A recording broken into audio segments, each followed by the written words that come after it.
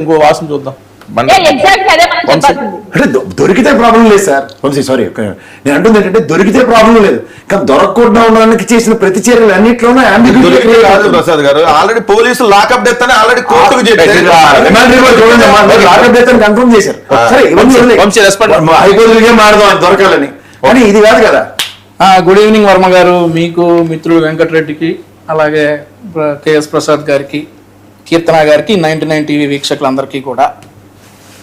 So Venkatareddy గారు చాలా సుదీర్ఘంగా ప్రసంగించి, మీరు ఇందాకేదో ఓపెనింగ్ పాయింట్స్లో ఏమైతే అన్నారో, దృశ్యం సినిమాల లాగా ఫోన్ ఎందుకు తీసుకున్నారు, ఫోన్ తీసుకున్న ఆ తర్వాత గంట తర్వాత ఎందుకు ఇచ్చారు ఏంటనేది చాలా క్వశ్చన్స్ రేజ్ చేశారు. మరొక ఆసక్తికరమైనది ఏం చెప్పారంటే సిబిఎన్ ఎంక్వైరీ, సిబిఐ ఎంక్వైరీ అట.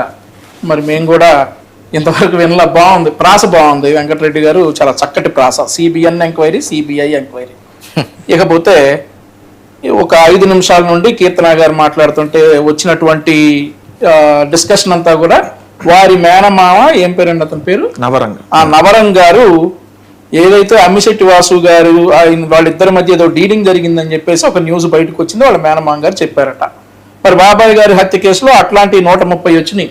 ఒకటి కూడా వీళ్ళు యాక్సెప్ట్ చేయరు, ఒకటి కూడా కాదు అవన్నీ అబద్ధాలు అంటారు. ఇక్కడ మాత్రం అసలు జరిగిందో జరగందో తెలియనటువంటి ఒక డీల్ ఏదైతే మా ఇద్దరి మధ్యలోకి వచ్చేసి డబ్బులు ఇవ్వడానికి ఒక ఒప్పందం మాట్లాడటానికి అమ్మిశెట్టి వాసు గారు వచ్చారని నవరంగ్ గారు చెప్పారు. అది జరిగిందో జరగలేదో ఎంక్వైరీలో తేలుతుంది, నో డౌట్ అందులో. కానీ అదొకటే పట్టుకుని వెంకటరెడ్డి గారు మరి బాబాయ్ హత్య కేసులో 130 ఉన్నాయి ఇట్లాంటి డీల్స్. 130 మంది మేము చూసామన్నారు, చాలా సాక్ష్యాలు వచ్చినాయి, అవన్నీ అబద్ధాలు అన్నటువంటి వెంకటరెడ్డి గారు ఇది ఒక్కటే నిజం అన్నట్లుగా అదొకటే పట్టుకుని కీర్తన గారిని క్వశ్చన్ చేయడం జరిగింది. ఇక ఆ తర్వాత CBI enquiry. CBI enquiry Chandrababu Naidu వారి కుటుంబం కోరింది, వారి కుటుంబం కోరి కోర్టుకు వెళ్ళారు, కోర్టు విచారణలో అది ఉంది. ఒకవేళ నిజంగా సిబిఐ ఎంక్వైరీ ఇవ్వాలి అని అంటే డెఫినెట్లీ ఇస్తారు. కానీ వెంకటరెడ్డి గారు ఒప్పుకున్నారు. సిబిఐ ఎంక్వైరీ, సిబిఎన్ ఎంక్వైరీ చాలా చక్కగా పోల్చారు.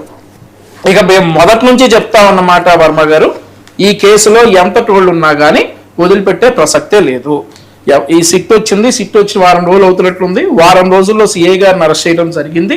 మిగిలిన 2 కానిస్టేబుల్స్ వచ్చి లొంగిపోయారు. ఆ ప్రొసీజర్ జరుగుతూ ఉంది.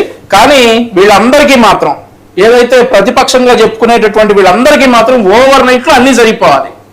ఓవర్ నైట్లో అసలు రిమాండ్ రిపోర్ట్లో తప్పులు ఉన్నాయి అంటారు, ఆ తర్వాత సిట్టే కరెక్ట్ కాదంటారు, సిబిఎన్ ఎంక్వైరీ అంటారు, సిబిఐ ఎంక్వైరీ అంటారు. ఓవర్ నైట్లో అయిపోవాలంటే అయిపోయాయి ఇవన్నీ.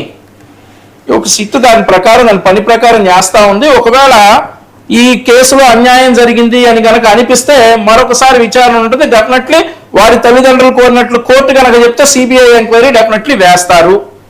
ఇది ఒక ప్రొసీజర్ ప్రకారం జరుగుతూ ఉంది. అన్ని ఓవర్ నైట్లో అయిపోవు. ఈ రోజు నైట్ ఇది అయిపోవాలి, ఈ రోజు నైట్ కల్లా అసలు నాగరాజు ఎలా చంపాడు, ఎక్కడ పూడ్చాడు, ఏం చేశాడు, మొత్తం ఒక రోజు నైట్లో అయిపోవటానికి ఇదేమి 2 గంటలు 3 గంటలు చూసే సినిమా కాదు. రియాలిటీలో అసలు ఏంటి, నాగరాజు చంపాడా, ఈయనకు సహకరించింది ఎవరు, ఎలా జరిగింది, బాడీ ఎక్కడ ఉంది, ఇవన్నీ తేల్చే క్రమంలో ఒకదానికి జరుగుతూ ఉంటాయి. కానీ వీరు మాత్రం వెంటనే జరిగిపోవటం అంటూ ఏదైతే మరి వివేకానంద రెడ్డి గారి హత్య 5 సంవత్సరాలు 6 సంవత్సరాలు 7 సంవత్సరాలు వాటికి, సో అది ఇంకా నడుస్తూనే ఉంది. ఇందులో మాత్రం ఇమీడియట్ గా వీళ్ళకి రిజల్ట్స్ వచ్చేయాలంటే అయ్యే పని కాదు. సిట్ చాలా పారదర్శకంగా చేస్తా ఉంది. సిఐని అరెస్ట్ చేశారు.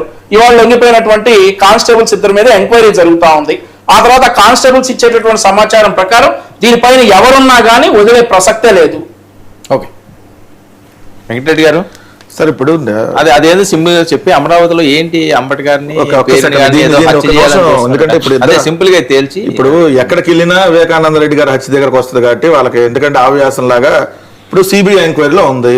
130 మంది సాక్ష్యాలు ఏదో చెప్పారు, లేదా ఇది చెప్పారు అన్నారు. 130లో ఒక్కడన్నా చెప్పి చక్కగా సాక్ష్యం చెప్తే ఈ పాటి కేసు క్లోజ్ అయ్యేదేగా, మరి ఎందుకు చెప్పలేదు?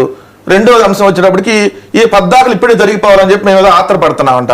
ముందు శవం ఇమ్మని ఆత్రపడుతున్నారు కుటుంబాలు, లేదా బూడిదాన్ని ఎత్తేళ్ళకి ఇష్టాలు కలుపుకుంటామని వాళ్ళు